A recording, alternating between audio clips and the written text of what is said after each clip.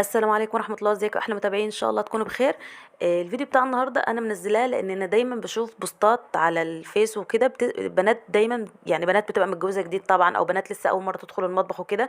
طبعا احنا اول مرة ندخل المطبخ ما كناش نعرف نعمل حاجة، ولكن عارفة ان معظمنا ما شاء الله يعني بقينا شاطرين وكده.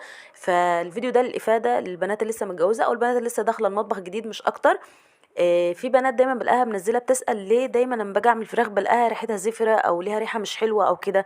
بصي الفراخ لازم تكون، بصي يعني شايفه الحته اللي انا ماسكاها دي بيبقى فيها ماده لزجه كده، الماده اللزجه دي لازم كلها تشال. يعني انت لازم ترفعي الجلد من الفرخه، من اللحم بتاع الفرخه كده بايديك وتشيلي اي حاجه جواه.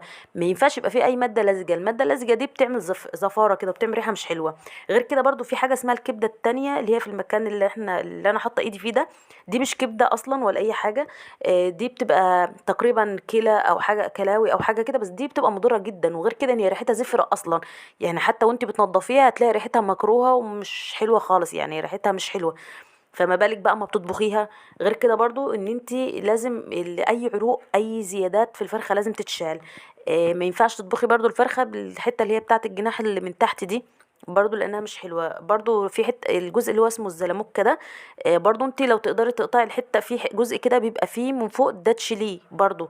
المهم ان اي زيادات في الفرخه بتشال، يعني لازم تخلي الفرخه بتزيق معاكي كده.